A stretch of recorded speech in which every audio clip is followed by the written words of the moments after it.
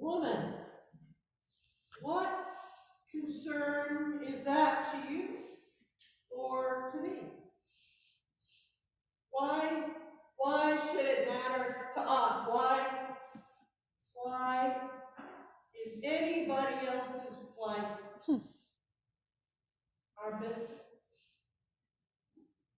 We hear in the Gospel of John this morning, as we're in this second season of Epiphany, what's the first of 7 signs. And in John, signs are particular, as opposed to in other Gospels, we hear stories of healing or miracles. But John is very particular in his language, which is one of the wonderful things about John, and one of the things that some people don't always enjoy. But for those of us that love words, he's very clear about what he says and why he says. And when he talks about signs, he's pointing, right? So when we have a sign and we're hoping, right, we hope it points us in the right direction. And in John, when he's talking about signs, that pointing is pointing us to God. Because remember, yet again, what the season of Epiphany is for. As I've said sometimes in the mornings recently in prayer, is that now that we're kind of done the secular Christmas thing, which is wonderful, I'm into, but it kind of gives us a chance to really sink into Epiphany and remember what it is. Epiphany is that time of the year when we're called to remember that God is made manifest. That Jesus, when John points to God, in this gospel particularly, he's beginning that process of saying, if you watch him, you will see God. Jesus is at a wedding. The other thing that's wonderful about this particular story is that as Jesus begins his signs and begins his miracles, this isn't a destitute person, right? This isn't the blind man or the deaf person or the hemorrhaging woman or someone that's died and they want to call him back. This is a party. Back in the day, apparently, wedding parties in this time were quite a long, extended event. A couple of days, upwards to a week, and so Jesus was having a good time, as was everybody else. And so this first sign in the Gospel of John happens when people were feeling joy and celebration. People were feeling connection. People were gathering together in celebrations. And that is when the first sign comes. So maybe one of the first things we can note about that is that God doesn't always have to come to us in tragedy and brokenness, even though we know, thanks be to God, God does come to us in those times. So we will hear later in John, which is one of my favorite lines of Scripture, is that God came so that we could live abundantly. God longs for us to feel joy and celebration. God longs for us to feel that fullness or lightness of being. So in this particular sign, we're at this party, right? But remember, this is one of 2 times, I'm sure you know this. This is one of 2 times that in the Gospel of John we hear the word mother. He doesn't refer to her as Mary, he calls her mother. And the only other time we hear that is when she's at the foot of the cross. So Mary knows at some level. We don't know what she knows about how it's going to look or how it's going to go. But even Jesus has to know it's not time yet. Because when it says the hour, it's talking about the crucifixion, resurrection. So all these things in the Gospel of John, all these words, start to set us on a different path. And they're supposed to. In the Message, in Eugene Peterson's version, his language is that really any of our business, Mother? Is that really any of our business? Either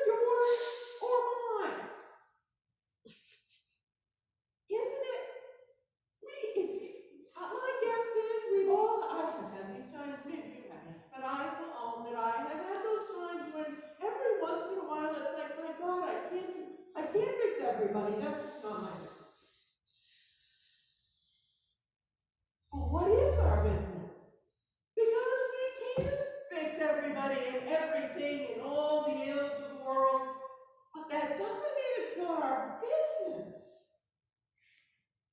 And so if we imagine that Jesus is God's way of pointing us to God, which is kind of where we are, we're supposed to watch Jesus so that we can know who God is.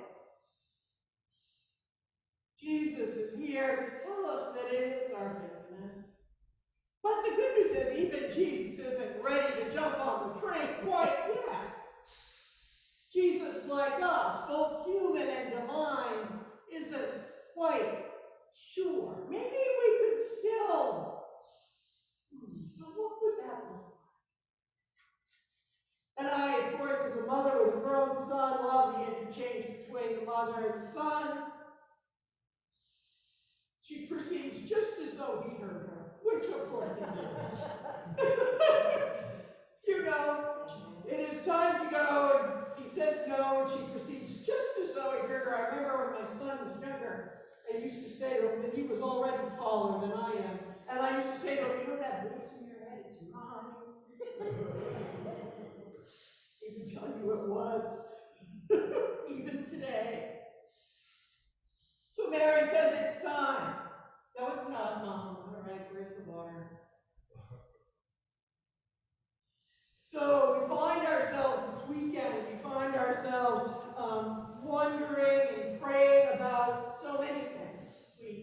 Many of us know and love people that have COVID, thanks be to God. Many of the people that I know of are vaccinated and boosted, so are not feeling well, but are going to be okay, thanks be to God, in my opinion, for science. But we still are living with this pandemic. We are living with division, and we're living with people just struggling to get along. Not here, thanks be to God, but like in the world, there's this kind of, somebody said to me the other day, you know, we all got together, but we all just kept telling each other we were cranky. Yesterday, my in-laws, everybody was around, somebody said, oh, you're cranky. Then somebody else would go, you're cranky. And I almost stood up and said, how about we just name it? We're all cranky. We're all kind of cranky, even though we could be together.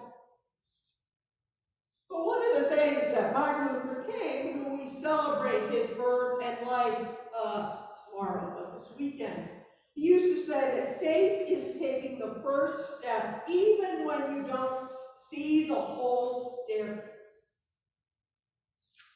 Faith is taking the first step even when you don't see the whole staircase. Jesus and his mom knew that the staircase was there. They didn't know what the whole staircase was going to look like. But we often need to take it because it's our business. One way or another, our life in faith calls us sometimes. Kevin was called into the basement of this church within the last couple of weeks, and he would tell you it was not his favorite mission. He would also tell you that he must have been a leap of faith because he probably couldn't see the bottom of the stairs. Literally and figuratively, sometimes we have to have faith. Another thing that Martin Luther King is quoted as saying that I feel like is particularly poignant right now, the ultimate tragedy is not the oppression and cruelty by the bad people, but the silence over that by the good people. The only thing about that I don't like is I don't think people are good or bad, but I'm not here to question them. But for me, I think we're trying, we all grow up in a certain way, we all learn in a certain way, our different environments teach us different things, our families teach us different things. But we usually know, don't we, if something's wrong. Last year, a couple of years ago, I lose track of time, there was the show, NBC had the show on, like, what would you do? And And this guy would put people like in a restaurant or in a situation, and the actors would be acting out something. Like they would be some moral dilemma. But the people next to him could hear it. So Kathy and I would be the actors, and we'd be like talking trash, or we'd be doing something inappropriate. Maybe even at one point there was one where a guy like just went and hit the person. And the whole scenario was, what would you do, right? Would you intervene? What would you do? Sometimes we just don't want it to be our business, do we? I'm as guilty of that as the next person. I am preaching to myself. There is an old preacher saying, but I think it's probably across the board, is we very often preach what we most need to hear. That sometimes there are things or places where we feel like we need to stand up or say something, and that's different for all of us. And right now, today, I think a lot of us feel kind of like worn down and cranky.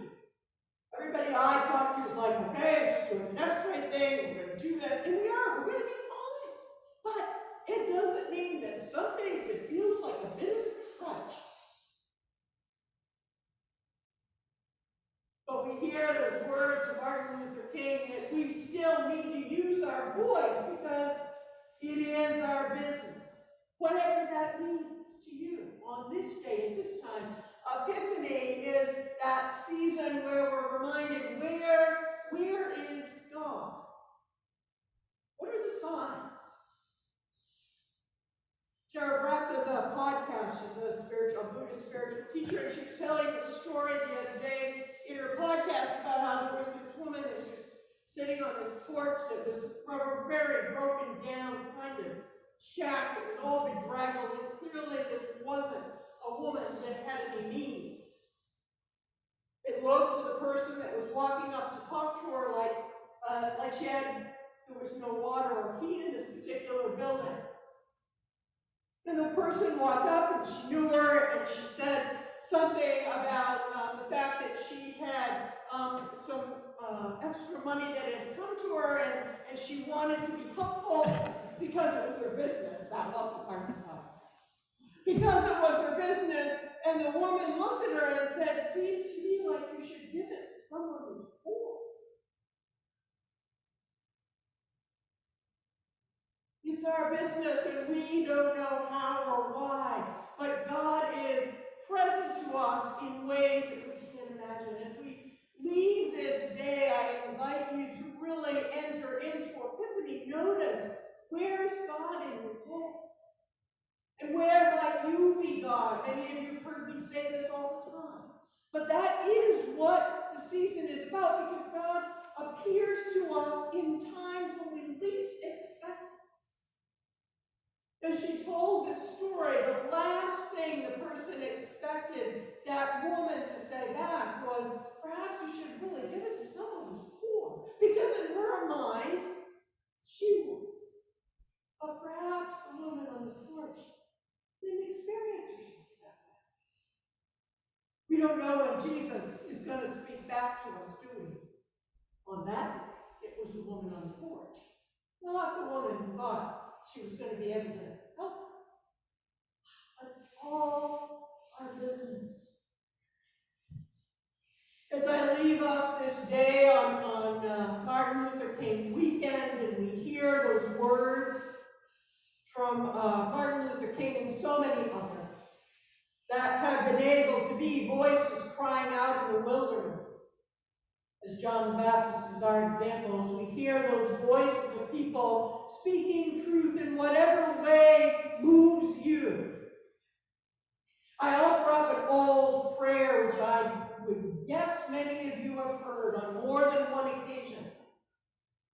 But I think it really speaks to me, at least, about how it is we can notice and look and wonder how it is Epiphany is important to us. And how it is that it does matter. That it is our business. These words by Howard Thurman. when the song of the angels is still, when the starry sky is gone, when the kings and princes are home, and when the shepherds are all back to their flock. That's when the work of Christmas begins. To find the lost, to heal the broken, to feed the hungry, to release the prisoner, to rebuild the nations, even start at home, to bring peace among others, and to make music in the heart. That's Howard Thurman's words. Let us remember that this first sign from John of 7 in the Gospel of John comes at a wedding, at a party, at a place of joy and music and singing. How is it that we can see God in our lives in joy and music and singing and companionship and friendship and fellowship,